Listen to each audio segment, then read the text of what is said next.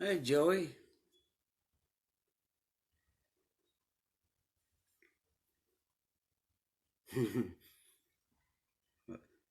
Hey, hey, Johnny.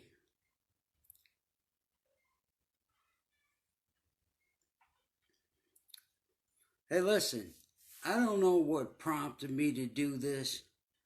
Sorry, that's my cat. Junior don't like me paying much attention to anything else. You know what I mean? Things are going good, Joe. Well, listen. I just wanted to tell my story, man, or part of it, and I don't even know why. Whatever. Uh, just to throw it out there.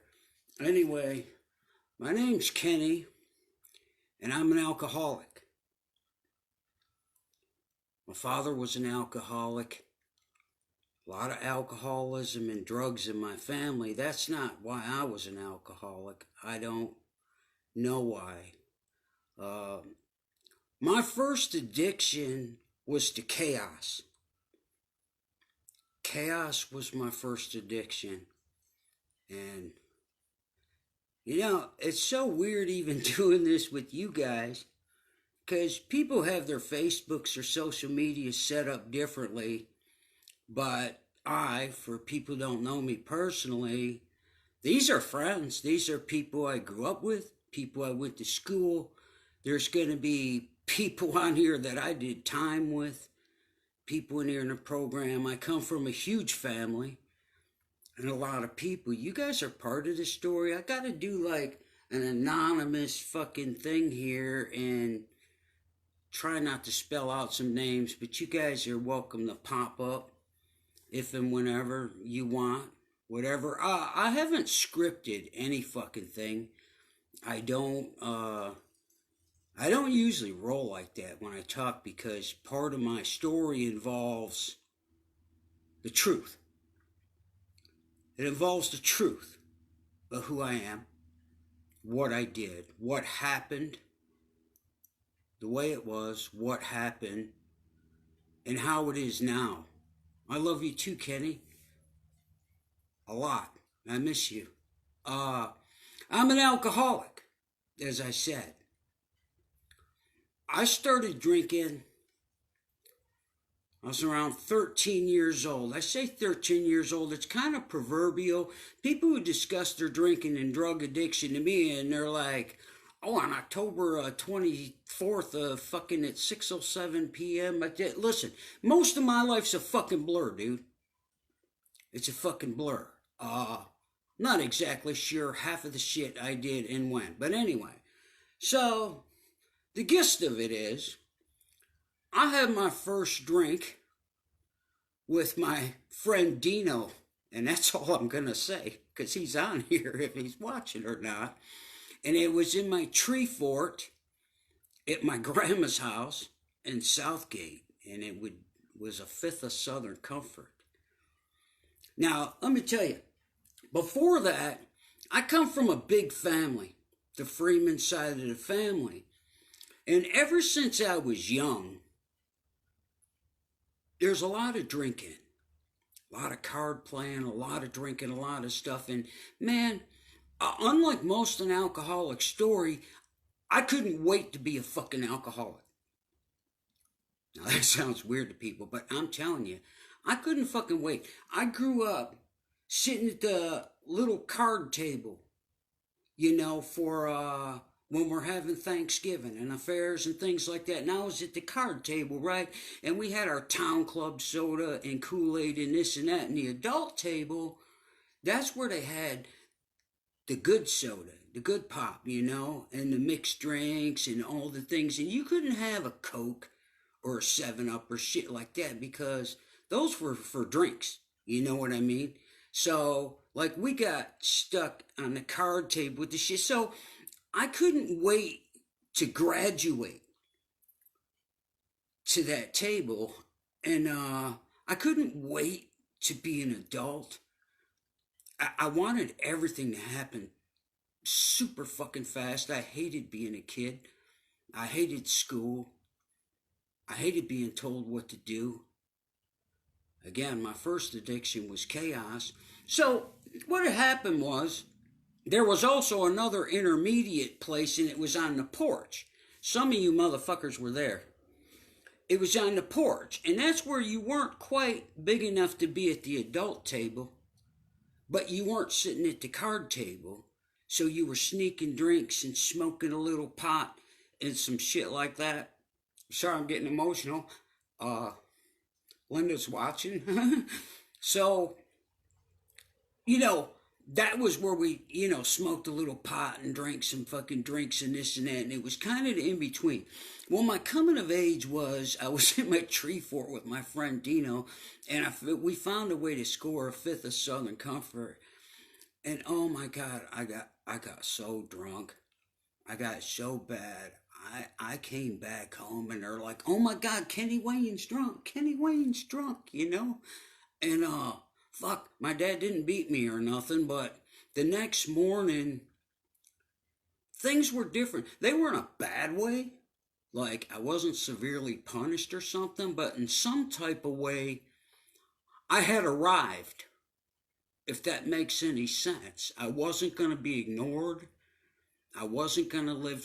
I wanted to be normal, or what I thought was normal, because there was something missing in me, man. I don't know how to explain it, but ever since I can remember, there was a hole in there somewhere. And growing up, it wasn't because I was a dick or mean or a boy. I was in fear. I was afraid most of my life, being a short guy, a small kid, and everything. I lived in fear, and I lived with this hole in me. And by God, that afternoon, I don't know, something filled it. I remember taking a drink of that, and this warmth come over me, and this relaxation happened, and we got to kicking it about all kinds of things, and I wasn't afraid anymore. I jumped out of my fucking tree fort, and half broke myself to pieces, but I don't know. So here's what happened. So after puking and the nastiness and this and that, when that wore off, I couldn't wait to do it again. I mean, like I could not wait. Okay. So I had friends I went to school with and what have you. I didn't make it past the ninth grade. I didn't make it through the ninth grade. And, when I first started going to school, I learned about skipping school and stuff, and I was like, man, this is fucking cool. But here was the crazy thing. Then most people okay, we had a good day, we had a good night, and they would go back to school the next day or go to work. And I'm like, man, why don't we do this again? Why don't we do this again? I mean, like, why can't we do this fucking forever? Like, why can't we just party and love people and get along and everything cool and this continue forever, Now, a lot of it's a blur. I'm not completely articulate of it all. I can express to you some of the thoughts, some of the feelings, and so what happened was, again, I only wanted to be part of this. I felt outside. I felt in fear all the time. And I just wanted to be accepted. I just wanted to be cool. I couldn't really talk to girls. I didn't know how to relate to a lot of my friends too much. So when I took a drink, it made everything smooth, man. It made everything cool. And early on, it worked. It worked for a while. I'd be lying if I said it didn't. I mean, if you did it the first time and it just went completely fucking horrible, then you probably wouldn't do it again. I don't know. So I started drinking more and more. And back then we had acid and mescaline and PCP, you know, all these other things. And by God, boy, did I love a lot of that shit. I was never a pot smoker. I don't know. It just didn't sit right with me. It wasn't my drug of choice. Not that I haven't had anything against it. I don't know. Just made me feel dirty and munchies, and I don't know. I didn't like it. So, anyway, I would drink and use and drink and use. And what ended up happening, which was weird, was I started being excommunicated amongst the drunks and the drug addict because something was different with me. It was crazy that I was outside all the time and I wanted to be part of stuff. I took a drink and I was in the cool and I was in the, and then something happened like a reverse type thing, a weird fucking double-edged sword, that I started not fitting in with people because when Kenny took a drink, something happens. I never knew what it was. Years and years and years later, I'm like, I don't fucking get it. You know, I got cousins who are drunks. I got fucking friends who are drunks. I'm telling you right now, I could go to a party with people who don't even know me. And they could be partying their fucking ass off. I mean, shit you're going to talk about around the water cooler at the office in the morning, right? Like, I don't know, Becky fucking took her top off and jumped off the garage and all kinds of, you know, it can be a wild party. And I feel like I can go there and I can pick up a drink and feel the mood change. And I don't understand, because, like, I'm not choking nobody. I'm not cussing nobody out. I didn't hit on nobody's wife. It seemed fucking unfair. It was crazy unfair that I had arrived and then I'm being rejected. I didn't understand it. So my alcoholism and drug abuse took on a different form because it became more isolated. Because I wanted to just feel that way and feel that way even if I was in my own little world. Now, here's what would happen. What would happen is, before it was said and done, I would destroy 3 marriages. I would destroy 2 careers. I'd spend a lot of time in prison. I'd be committed to a mental institution more than once. Well, let me digress. My alcoholism didn't destroy my last marriage. My sobriety destroyed it. So try and float that across the room of Al-Anons and it doesn't go over very well. But there's a lesson in that too, because there's shared responsibility. It takes 2 to tango. And if you're Miss whoever, Mr. whatever, and you walk into a room of 30 people and you say, there's my fucking Prince Charming, or there's my queen right there, well, you pick the one out of the crowd. But anyway, so my drinking and drug use, I ended up getting married really young. Most of you people will know that I was married and had 2 children by the time I was 18. And by the time I was 19, I went to prison. It was October 3rd of 1986 in Taylor, Michigan. And I was drinking underage illegally in a bar over on Van Born and Gully. And there was a guy who was a friend of the family, my sister, who was being inappropriate with my sister. He was much bigger than me, larger than me. One thing led to another. There were some words. We came back to the house for the after party. People left. We got in an argument, and anyway, in an altercation, I stabbed him. I stabbed the guy. And so I went to jail. I got arrested. And while I don't blame anything or make excuses, the prosecution recommended probation. The probation department recommended probation and this and that. However, back in 1986, Detroit was crazy with crack. You know what I mean? Like, it was violent crime. So, anyway, they come with this zero tolerance for violent crime and all this stuff. And the judge was like, nah, fuck no. You know, you got to go to prison. So, here I am, 19-year-old white suburban kid going to the penitentiary, and I had stayed up late that night in jail and decided, well, I could kill myself or I could go.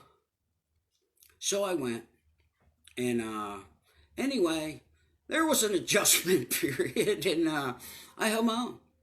I did good. I ended up thriving in prison, oddly enough. And anyway, while I was in prison, here's one of the things. I got angry.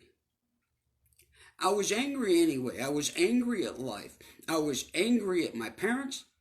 I was angry at society.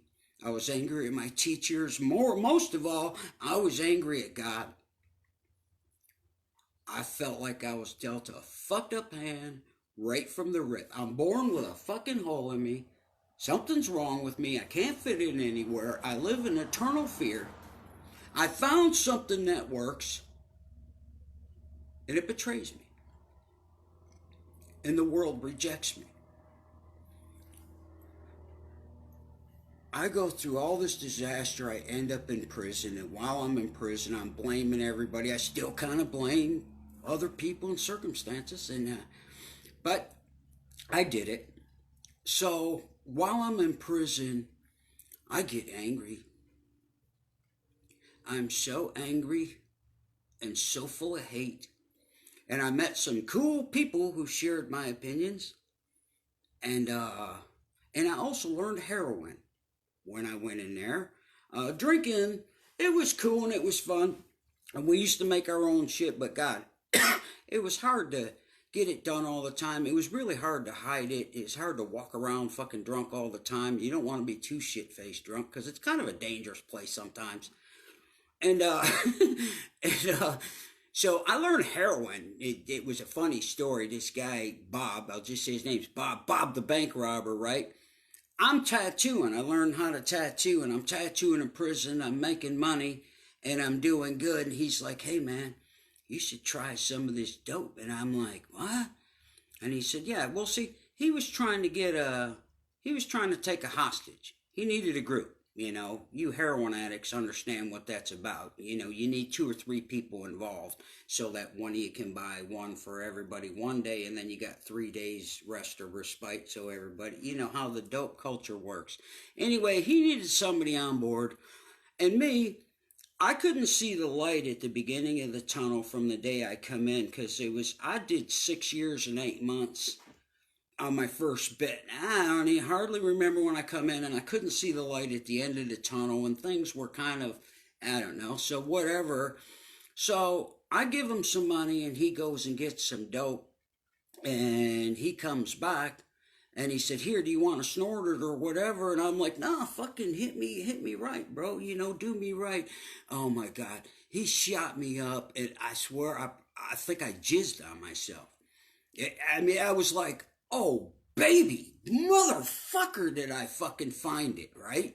I'm like, oh. So, anyway, I mean, there's what started that. So, this is kind of an off story, but I'll tell you it anyway. So, I'm working late nights in the kitchen with this other dude, and he comes up to me and he said, hey, man, you really like that dog food, like? And I'm like, what? How do you fucking know that? He said, look, I'm that guy. And I said, no, you ain't that fucking guy. That guy is Blue. He's the guy. He's like, no, I'm the man. I give it to him and this and that. And I'm like, all right, well, what are you telling me this for? He said, listen, I'm getting ready to go on a Fed rap, and I got to clean myself out. But I get my shipment all the time, and I get a personal. So if you want, you know, while that keeps going, I'll just throw you my personal, you know, every week and what have you. Here we go. Kenny's got a daily heroin habit. I go to fucking prison as a drunk and a fucking mescaline guy or what have you. I come out a heroin addict. But anyway, so I get out of prison, straight to the bottle. straight to the drink. I mean, you want to talk about insanity. They paroled me out to a goddamn detox center. I get out, and man, I'm back on it. I can't quit using. Here's insanity. You want to talk about insanity? Now I just did almost 7 years.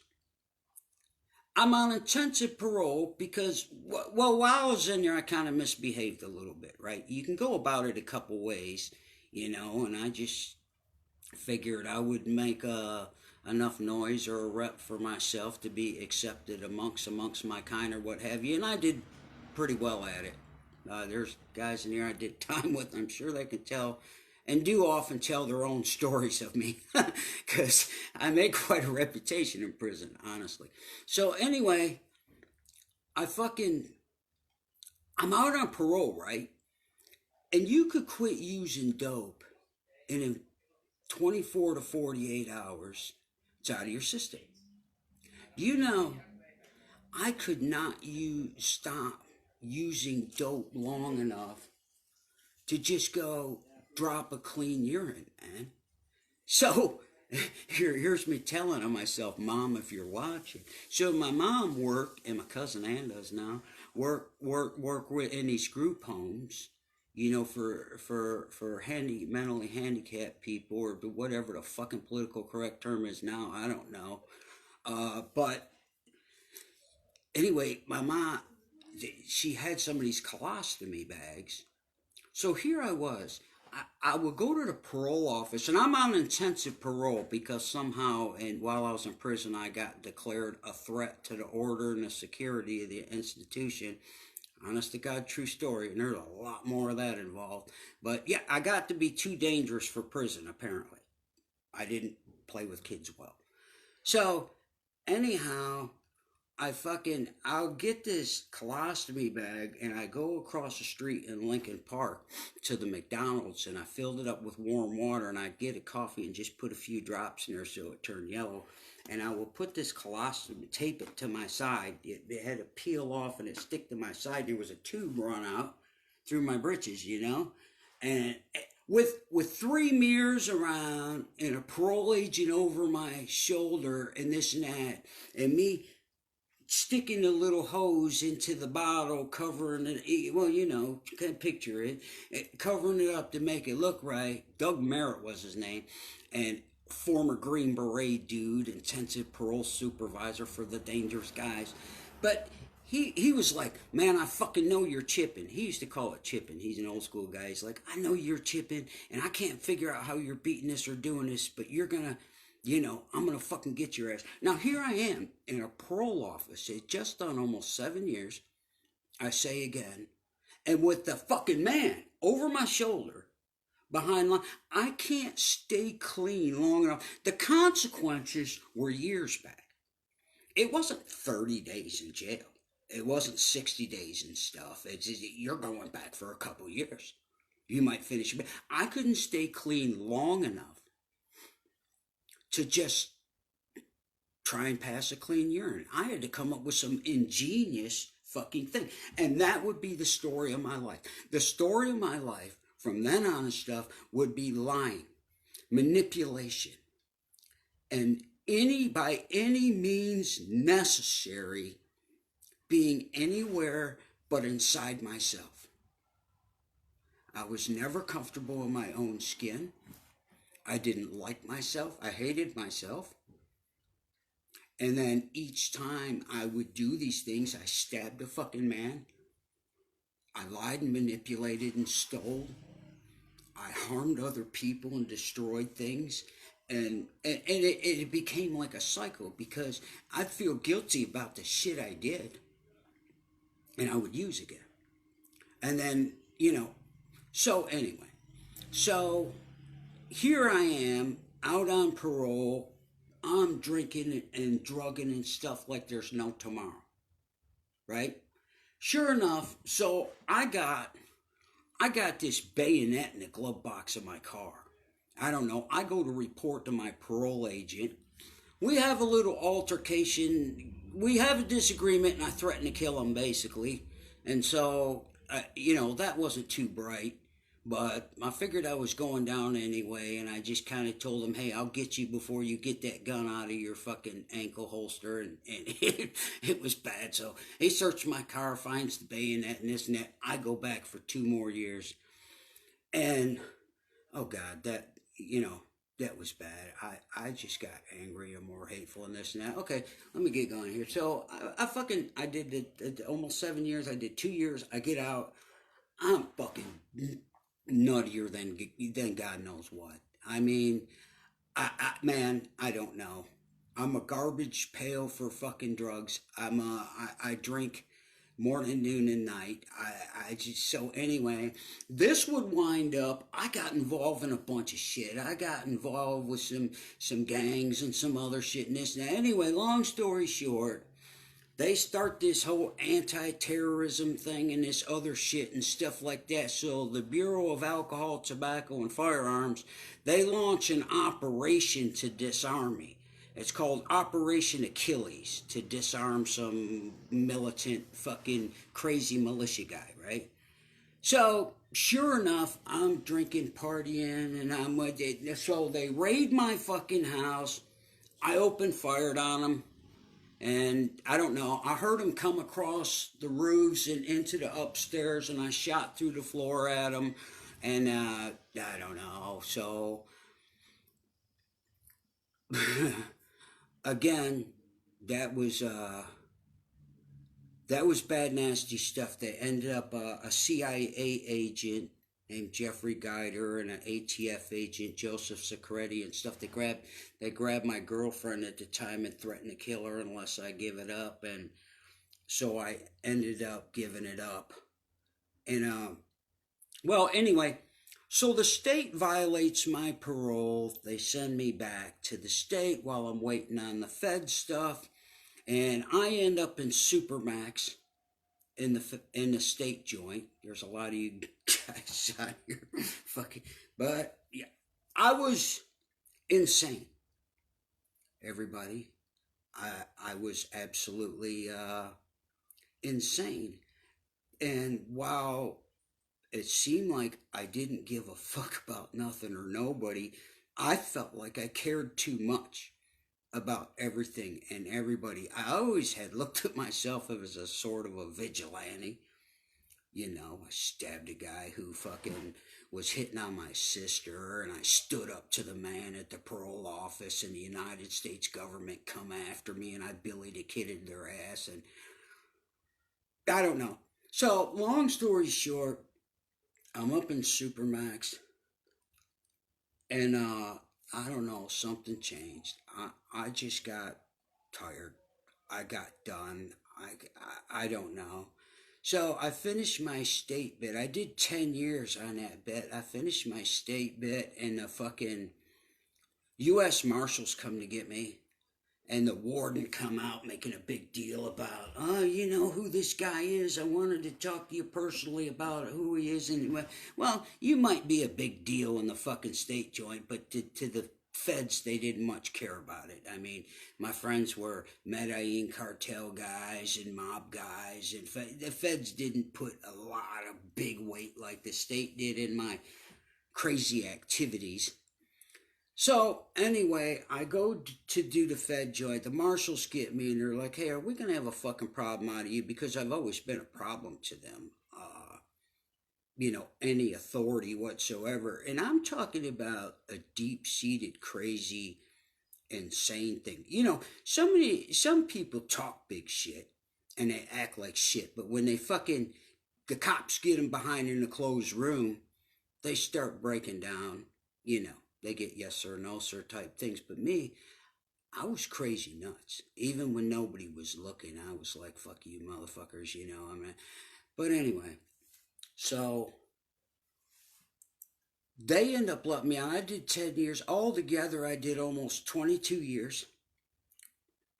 And I got out. And I have to honestly say, I was done.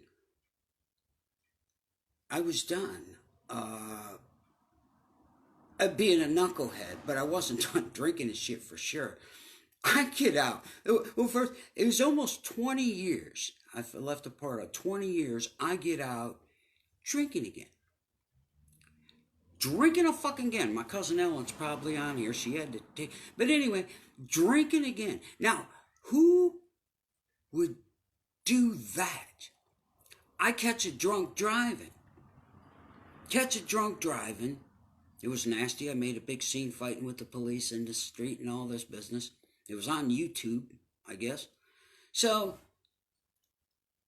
I figure I'm going away for good, you know. But the judge gives me a break. Can you believe it?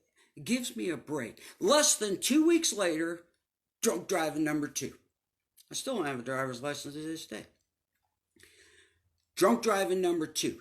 2 weeks later, my cousin Ellen had to drive me where the marshals took me into custody. So anyway, who does that? So let me tell you about my alcoholism. My parents couldn't stop me from drinking and drugging. My wife or wives couldn't stop me from drinking and drugging. Neither my 2 daughters could stop me from drinking or drugging. Consequences. Going to prison doesn't stop me from drinking or drugging. Fucking being committed into a mental institution didn't stop me. Facing certain death did not prevent me from taking a drink or sticking a needle in my arm. Now, to say I quit using heroin December 30th of 1996 because when the feds got me, I might have been way crazy and insane, but I wasn't like completely fucking stupid. So in the Fed joint, they put me in a federal prison in Kentucky, and I was down there with a bunch of moonshiners and a bunch of old mob guys.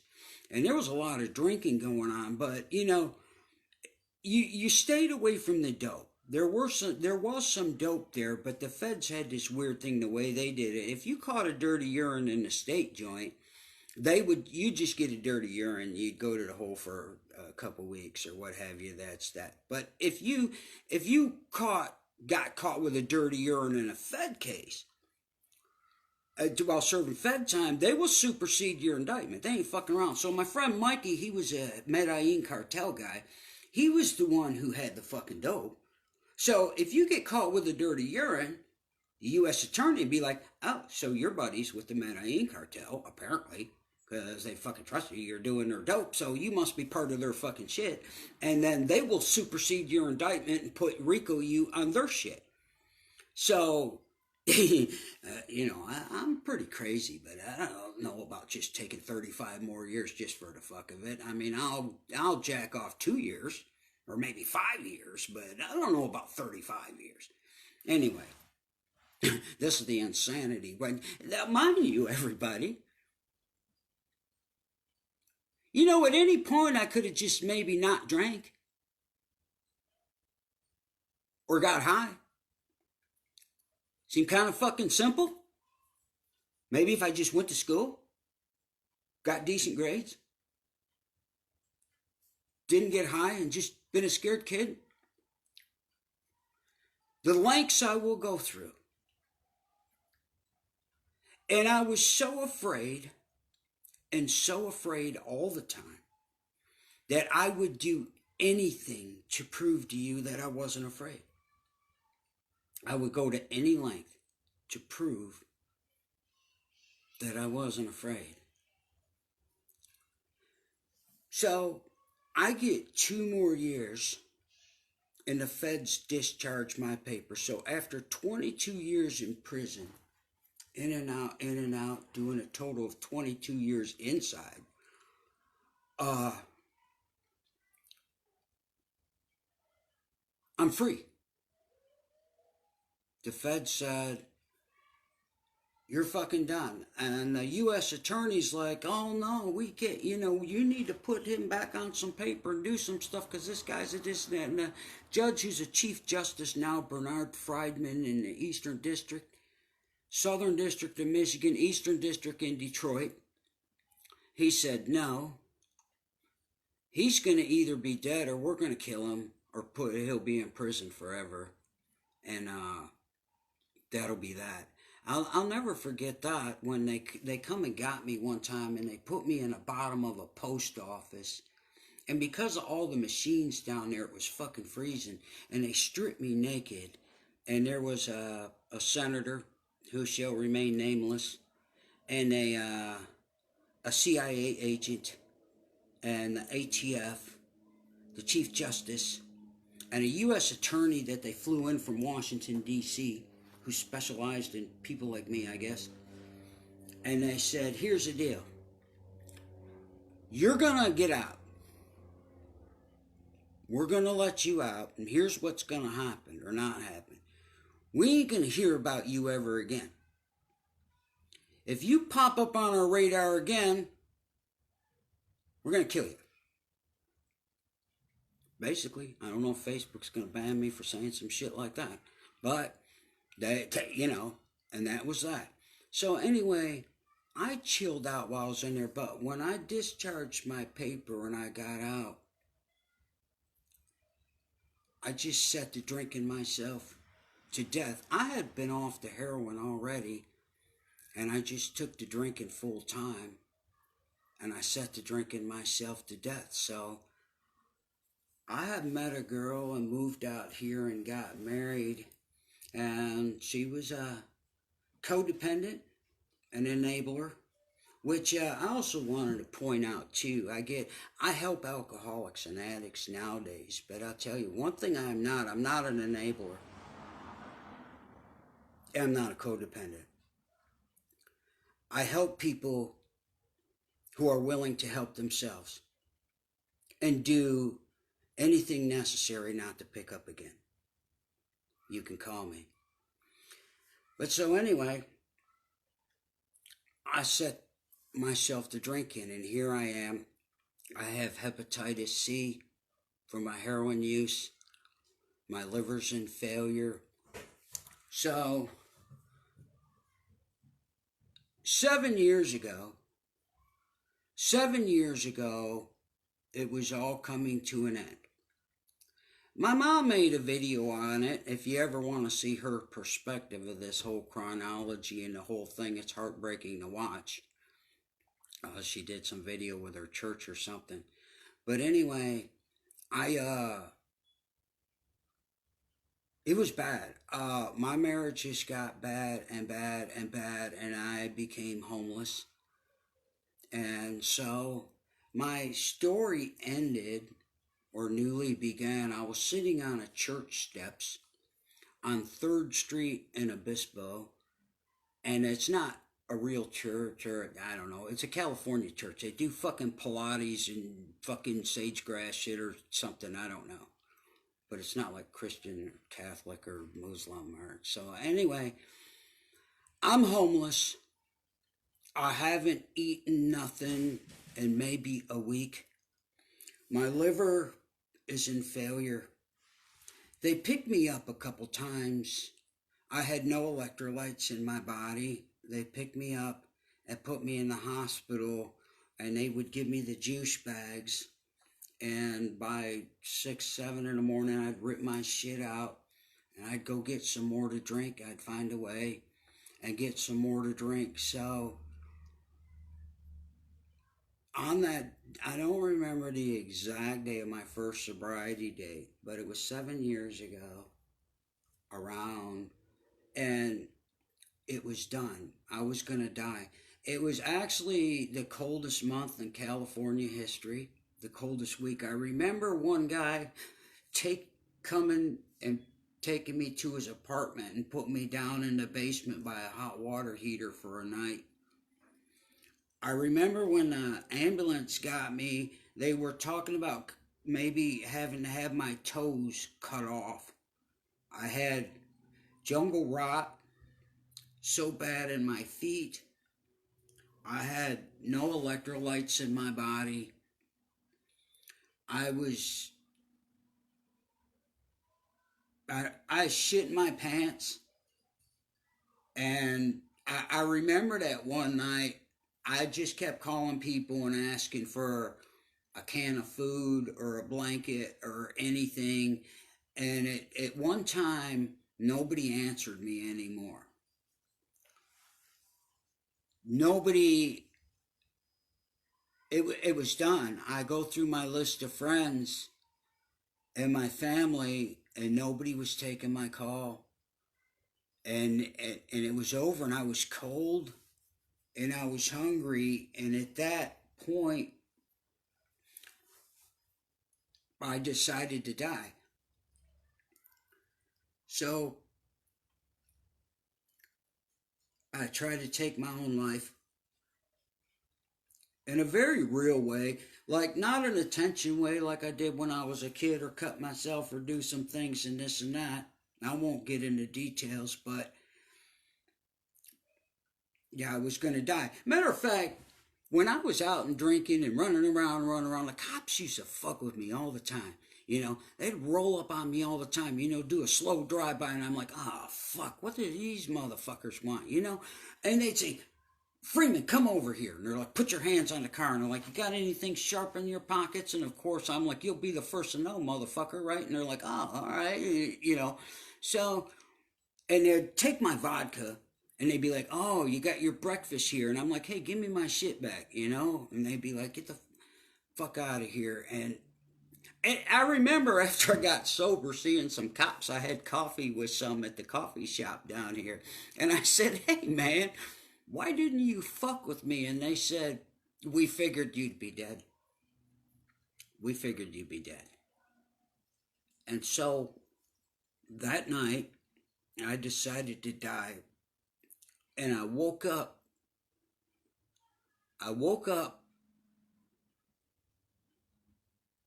And I'm laying there on the steps at sunrise. I'm alive. I got blood on me, shit in my pants, fucking total liver failure, all yellow, no electrolytes in my body.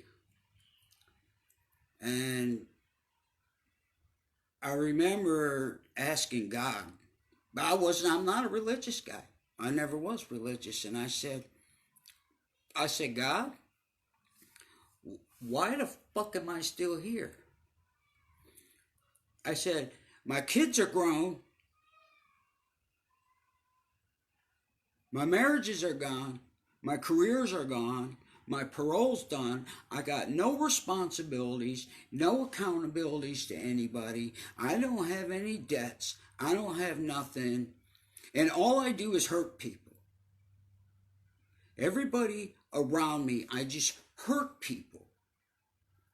And while I didn't want to shoot myself in the head and just hurt my mom one more time, I wanted my death to at least look like a natural cause or something, so I just didn't hurt nobody or slap them in the face one more fucking time.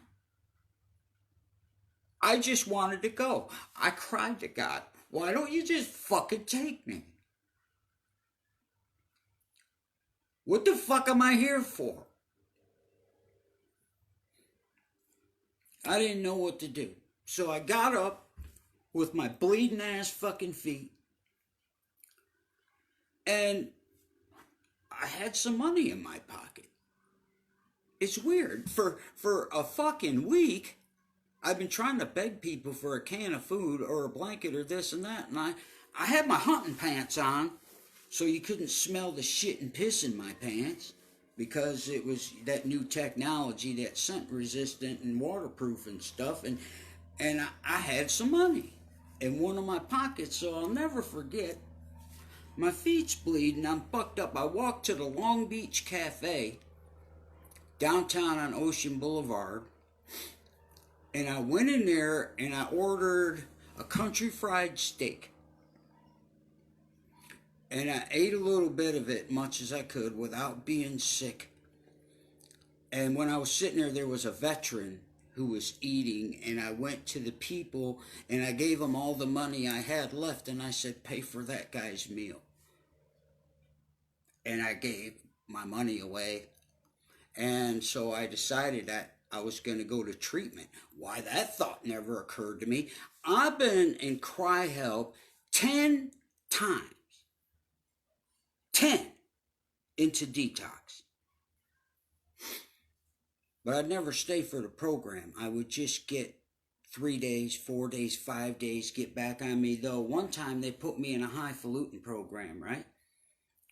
With all the movie stars and shit in Pasadena.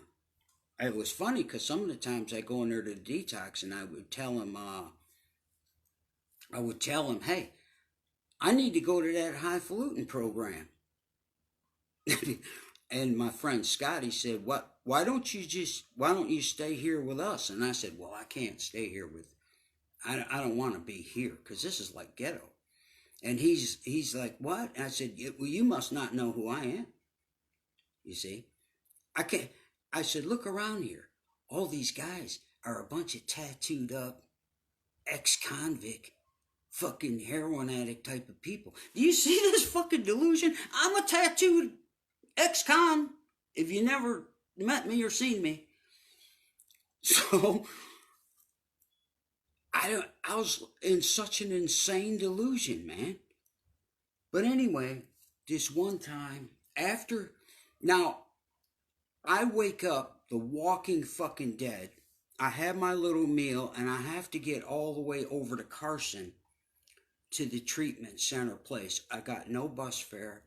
I got no nothing. It took me about 10 hours walking on my bloody feet.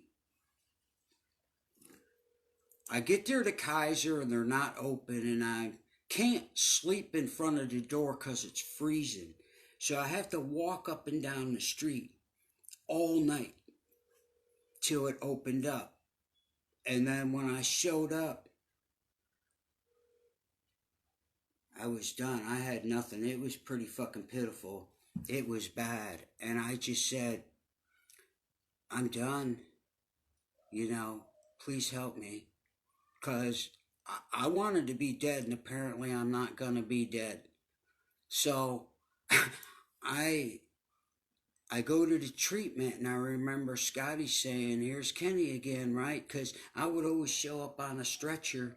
And the idea is at CRI-Help, you had to be able to walk yourself in. So I'd be through. My body I'd have seizures. I have seizures a lot and stuff. And my body would stop working mechanically. So I would have to get up off the gurney and like do this little stand on my own for a second. Then they could get me and bring me in there. What their rule, So he takes me in there, and again, after a couple days, I'm getting some food in me. They had to throw my clothes away, and I got some clothes out of the donation. I got restraining orders against me. There's nothing left of any fucking thing. I don't even know where my shit's at. So Scotty comes to me again. I'm sorry for throwing you out there, Scotty. I'm not saying your last name. But he comes to me and he's like, hey, why don't you stay here? And I said, look at the rebelliousness. I'm like, man, I don't know. And he said, well, what's going on? I said, I feel really uncomfortable. And he said, well, why don't you try something uncomfortable? Why don't you try taking opposite action from everything you seem to fucking think is right on how to go about it? And I said, you know what? I surrender. I give up.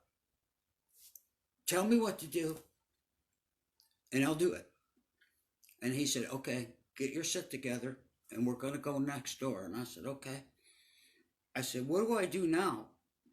He said, well, go brush your teeth and get ready and meet me for breakfast. And I said, okay. I went and got situated, brushed my teeth. I met him for breakfast. Yeah, I said, well, what do I do now? He said, we're going to have a meeting. And I'm like, okay. So I go to the meeting. It was one step at a time. The next indicated thing. That's all. Don't worry about tomorrow. Don't worry about so. Long story short, I started going to meetings and stuff like that. I'm not going to say what program I'm involved in. You're not supposed to be doing it publicly and on media and stuff like that. So, and I'm not trying to fuck that up. So, Anyway, I start going to meetings, and they're like, you got to get a sponsor. And I met a guy. He's on here, and I asked him to help me, and against his better judgment, because uh, it's a long story and it's funny, but he took me on. And I just became willing. Now I'm homeless. I'm through, and my insurance only covered a month. But they did work it out a way to where they could do it back to back if they like discharged me and signed me up for another month. So I had 60 days. And I'll never forget, I ended up getting, I'm almost 60 days clean and sober. I got my health back. But I'm still homeless. I still got a restraining order. I still don't got no stuff. I got no money. I got no job. I got no nothing. And I'm fixing to go out to the wolves. And I remember telling my sponsor, hey, come Monday, they're putting me out. It's on a Friday or a Saturday. I'm like, they're putting me out. And he's like, well, help me set up some chairs. And I'm like, wait a minute, are you fucking hearing me here? They're fixing to put me out to the wolves. It's gonna ruin everything I got going on. And he's like, well, just don't worry about it. It'll be straight. Oh my God, does that? Wow. So anyway, God has that over the years come to really who's in charge of that. So anyhow, I remember my last night there. I'm going to be put out in the morning. I get called to the office. There's a meeting. And they said, somebody has come forward and they're going to pay for you to stay here for 6 months out of pocket. I'm not going to tell you who he is. But anyway, he come out and he paid for me to stay. And originally, I was going to get a job working in there and then working the sober livings and do the things and what have you. And I don't know, after 4.5 months, 5 months, opportunity come up.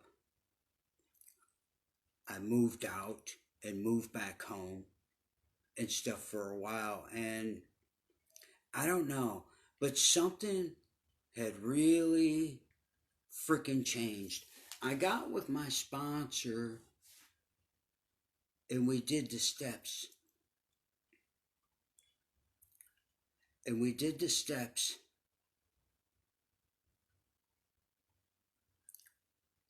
And and something really started changing.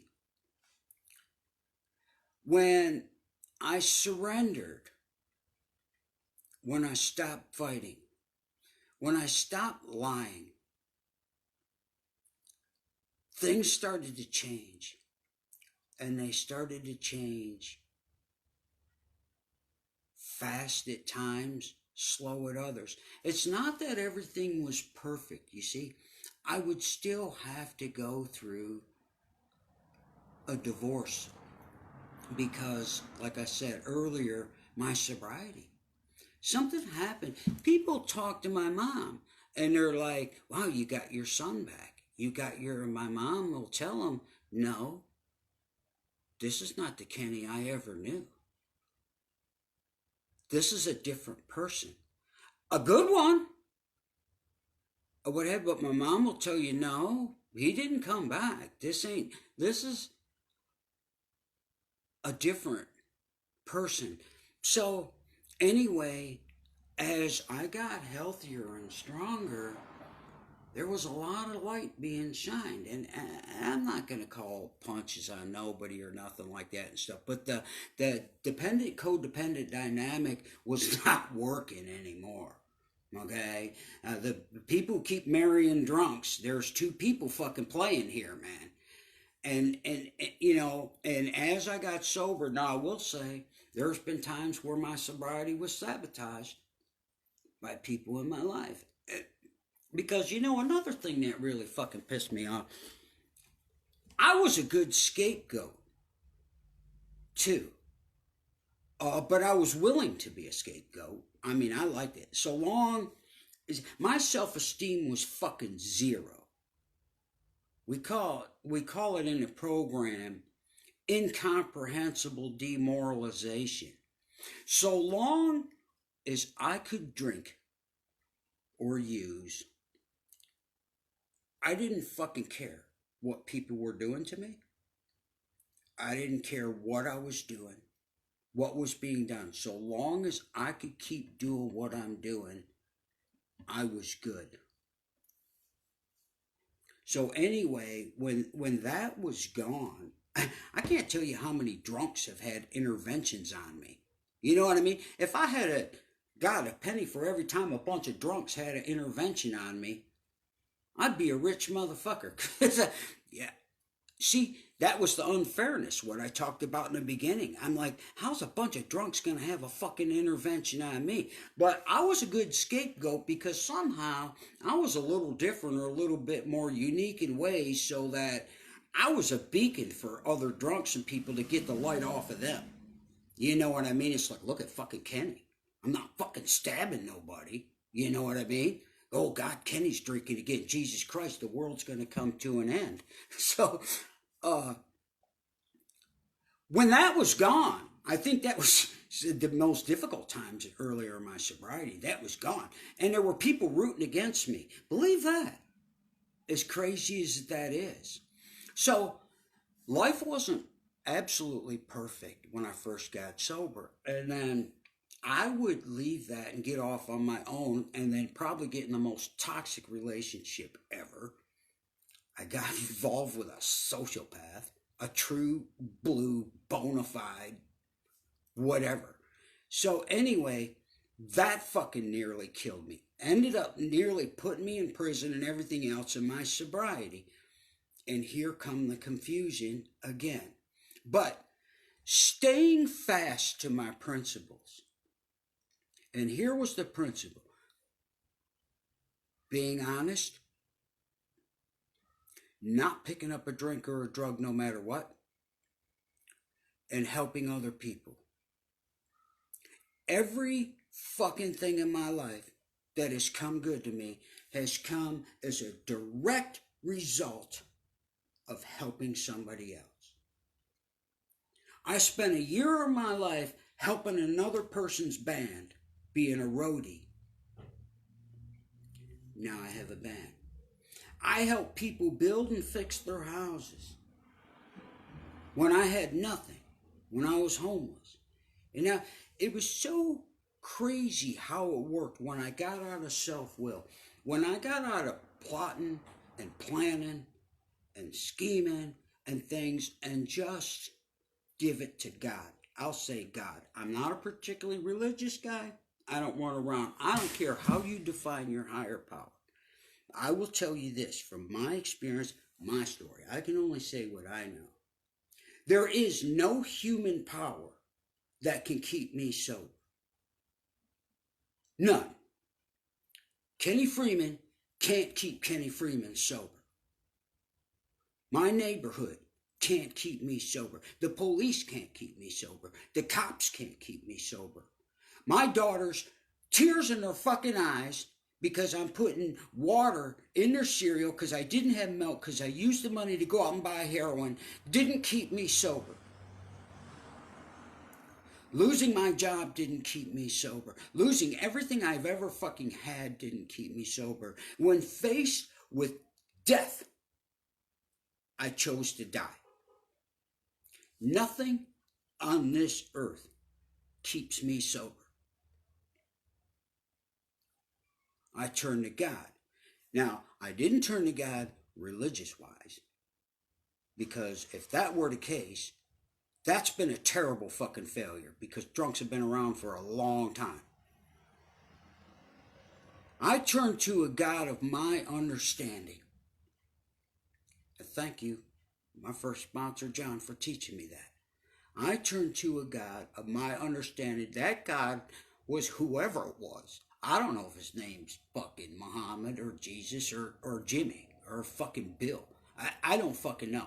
But when I prayed, when I attempted to take my life, and I prayed to God. Something gave me a moment of clarity. And for one brief moment, as an out-of-body experience, I seen myself. There was nobody left to blame.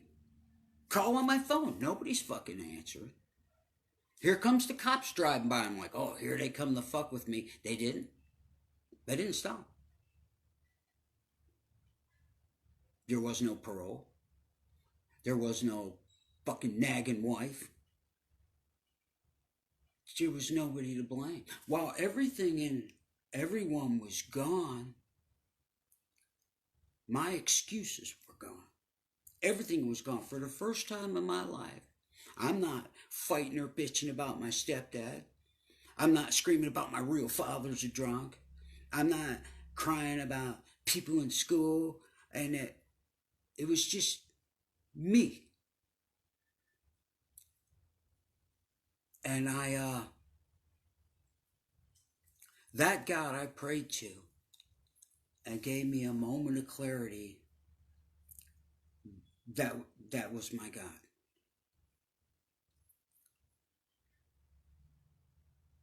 What's happened since? Well, it's obvious. Most of my stuff, even on my social media, it's not fake. It's not an image. There's too many people. Look at all you guys. You guys know me. My 6th grade science teacher's on here. You know, people I did time with, people I'm in a program with, people I grew up with, people I know, people in the music business and industry all around. And I just stopped fighting and surrendered.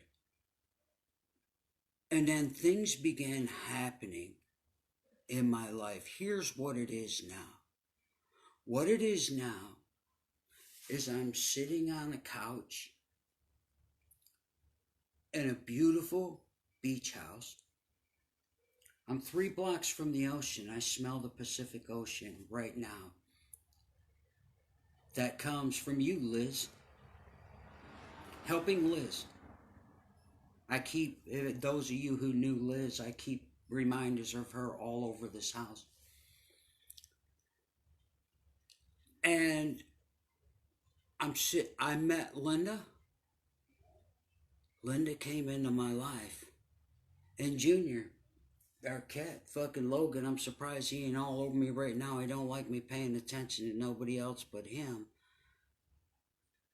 And everything I ever dreamed about since I was a little kid came true. Isn't that ironic? Every dream into its fullest exact detail has come true. I sit here right now, I can't think of anything that I could want. I have beautiful Linda on her way home from work. I love this house. I've written over 20 songs. I recorded an album. I played the Whiskey A Go-Go 5 times. And not only did we play there 5 times, we played 2 historical moments. The first one was playing the first live ever broadcast out of the Whiskey worldwide.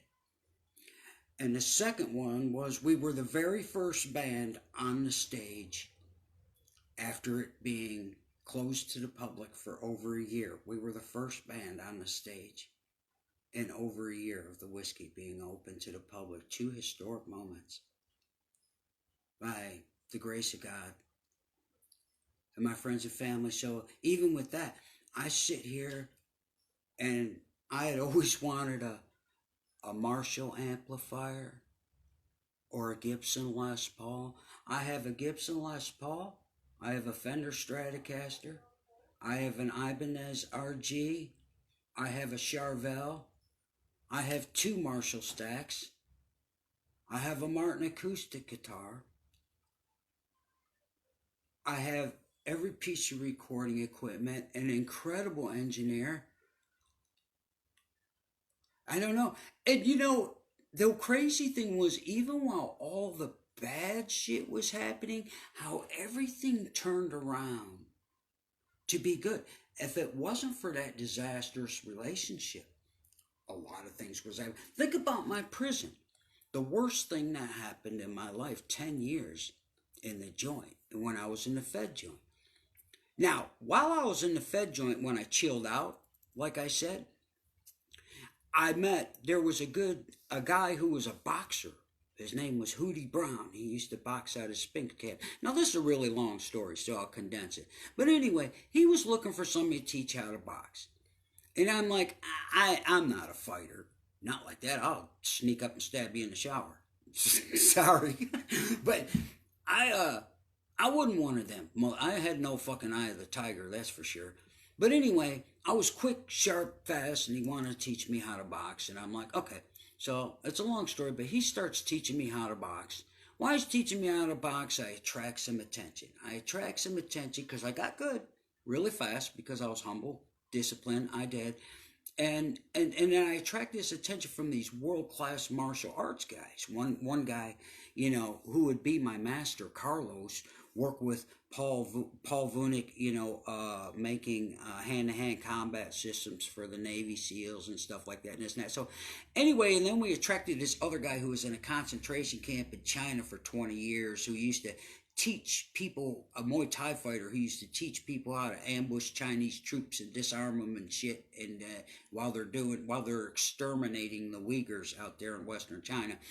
But anyway, so long story short, I would end up spending 5 years living in a cell with one light heavyweight champion and two world-class martial artists. I would be living in a cell with them, and they trained me for 1 to 2 hours a day, 5 days a week, for 5 years. All one-on-one. You can't buy that anywhere. And while I was occupying time, and when I got out, I drank myself nearly to death. As I got sober and I woke up, I started giving back to people. I developed a program for rape defense, and I began teaching people self-defense, hand-to-hand combat. I've trained 3 incredibly talented fighters. I trained, oddly enough, my biggest coup was, and the only black belt I gave out when I was here, was I trained a guy who was the lead entry guy of the LA Gang Squad. My friend Demetrius, I trained him 2-3 days a week for almost 2 years and gave him a black belt in my art. And I don't know, the rest is history. So I don't know what more to say. All I can say is I went from not being a part of nothing and having this hole in me and utter chaos and other destructions, commitments to mental institution stuff, and eventually into fucking prison. And it just got worse and worse and worse and worse and worse and worse. And at the end of it, I decided to die. And then I woke up one day and I just started helping people. I just started helping other people, putting somebody else first and not me. And then things started coming into my life. You couldn't plot a course for that. You couldn't say helping this motherfucker fix his wall is going to put you on a stage of a historical moment at the whiskey. The things, it didn't connect. Nothing connected how things went. I found that when I surrendered and I did the work and stayed out of my own way, when my best thinking became my enemy. You see, this is one of the problems too. My thinker's broke. It's fucking broke. This is not rocket science. Do I make good, coherent decisions in my life? My shit ain't fucking working right. So, how can you fix a problem with a broken thinker? So we got this idea of one drunk talking to another. I can say something to one of my buddies, and he can tell me, hey, Kenny, that shit's fucked up. Or, you know what, that sounds legit. He can run his shit by me. I can give him a clear perspective, because there's a one thing a drunk or a codependent is good at, is judging other motherfuckers. I mean, we can really walk around and judge other people how their shit's fucked up. Good enough. But so, my thinker's broke. And it's plotting to kill me. My thoughts are plotting to kill me. And they can't be trusted. So, if I don't think about Kenny, if I think about helping someone else, everything in my life falls into place. I did none of this. None of it. I am not capable of a person of achieving this success, my financial status, this beautiful woman Linda in my life, this cat that we've been gifted with, smelling this ocean that I'm crazy in love with. I came out here almost over 10 years ago now, and I had a spiritual experience with the ocean. And I'm just telling you, the Pacific Ocean, it's in me. I don't know how to explain it. It's in my blood. It's in my thing. If I'm away from it for too long, I get fucking weird. But like, just helping other people, everything else in my life fell into place. And I want to say one more time, I would have been happy with just a guitar. I would have happy with just one little prize fight when I was doing it in my Muay Thai days. I would have been happy. I don't know, with anything. I would have said, okay, I see it. There's a comeback. But to get everything I ever dreamed about in very specific detail. The fucking cactus in my yard. Me and Linda drove to Arizona not long ago because I want to see one of them cactuses like this here. You know them type of cactuses like that? Like they're not around here in our desert. So I wanted to drive to Arizona and see, like on the Bugs Bunny and the Roadrunner. I wanted to see one of them fucking cactuses like this. So we drove out there to go see them. I have one in my yard. Anything that I ever thought was cool or dreamed about or what have you, I've been given. But no less and no more. I don't have $1 million in my pocket. I don't own this house. I don't know what's going on with the gigs right now and all the other stuff. But for now, right now, today, in this moment, every dream I've ever had has come true. Oh, I wanted to clear one thing up. When I said this 7 years ago, I chose to die, and what have you, my sobriety date, it might have been 8 years. My sobriety date is just over 6 years. Well, 6.5 years, January 11th, 2015, because I'm going to tell you about insanity. Insanity is After going through all of that and deciding to diet and getting sober and on a program, I had 1 year, 10 months, and 11 days, and I went out and drank. True story. I went out and drank. I didn't even plan on it or nothing. I woke up at 6 o'clock in the morning, and my shoes went to the liquor store, and I was in them. Just like that. I'll never forget it. My sponsor, John, called me because we talked early in the morning and said, "Hey, Kenny, what are you doing?" And I said, "I'm going out." And he started laughing. He said, "I had spoke in a meeting the night before." And he said, "Quit fucking around." I said, "I'm not fucking around." He said, "What are you drinking?" I said, "Vodka. I got a plastic bottle pop off, and I'm doing a vodka." And he said, "Well, call me back if you live through it. Or if you ain't in prison, or if you make it, call me if you make it."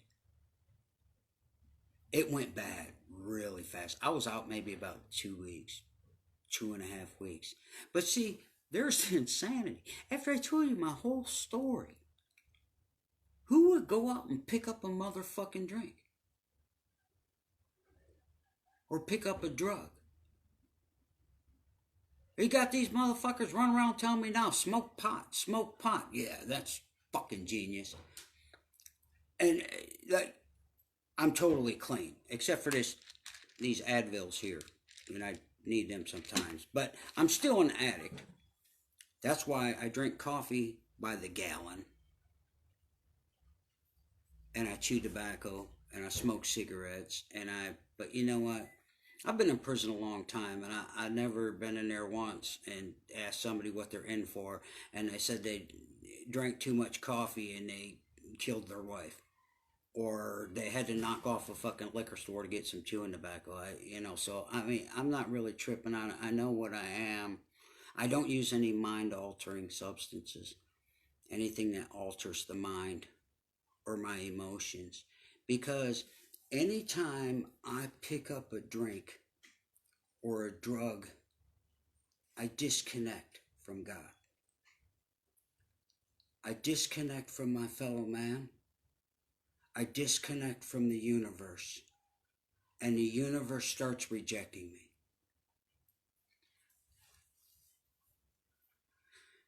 Well, I just figured, and then I got sober right after that, and now I guess in January it will be 7 years.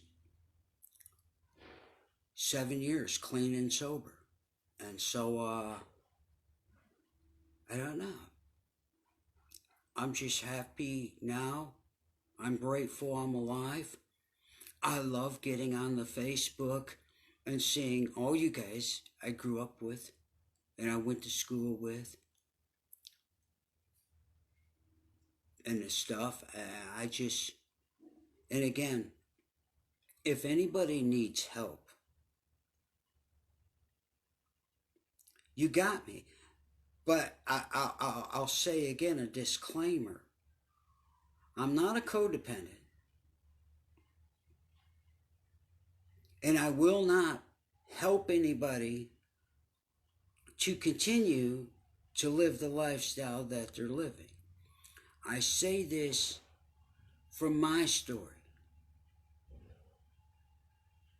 Now, we don't get sober until we hit rock bottom. Now, I don't mean you're necessarily broke or destitute. I know wealthy people who got sober. Spiritual bankruptcy is what we're talking about. As a matter of fact, I got a number of wealthy people. I was just out to their houses. And they got the highest suicide demographic amongst anybody. Them movie stars and rock stars and people, they're killing themselves faster than anybody there is. See, there was two ways to go about it. As somebody who's in my condition, you hit rock bottom and you lose everything. But what if you get everything? What if you win the lottery for $300 million and you can have any fucking thing you want? Now you got another problem. Because for a minute, sure, you got a new jet ski and some shit like that, and it's pretty cool. But what happens in a week or 2 weeks when it's old? When the new guitar ain't cutting it anymore? When the new relationship ain't cutting it anymore? When the new job ain't all exciting? When the new place you live into gets old? What happens when you're alone with yourself? With that hole in there? That material shit ain't got nothing to do with anything. And again, for me it wasn't religion. I needed a process. I abide by a process. I see fancy memes on Facebook all day long. Some of the most eloquent written fucking things you ever seen in your life, and you're like, oh wow, that's cool, that's deep. That's it. It doesn't give you a practical way how to do it. So for me, by having some steps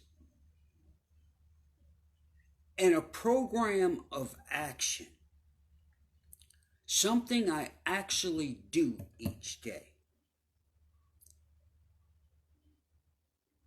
everything else just happens.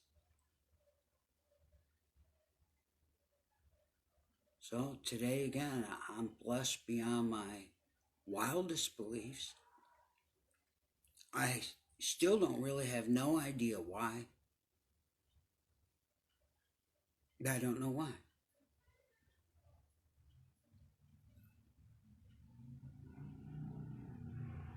I just don't want to lie anymore. I don't want to cause harm anymore. I want to try and be a good person. I don't want to drink. I don't want to take a drug. I don't fucking play with it. And that's for me. It's not for anybody else to be weird about, because I tell you what, my mother's a diabetic. And does that mean people should be weird about having cake for somebody's birthday or nothing? No. This is my condition. Another thing that gets at me is when people act differently around me. I like getting Linda drunk sometimes. She don't get drunk too very much at all and stuff, but she's funnier than fuck when she gets drunk and stuff. It doesn't bother me. She doesn't have what I have. What I have is what I have. And it doesn't mean other people. Because remember, my whole problem was me feeling guilty about affecting other people and what it did. So I still have no control over that. But so just know, the people who are like me, maybe you hear my voice, you can ask me for help. I'll give it. We'll get a bed somewhere. You know what I mean? And I can't promise. There are no promises. I can't even explain why I've been blessed so much. I don't fucking know why. I don't know why. But I'm telling you what, guys. It feels pretty fucking good. It feels pretty goddamn good.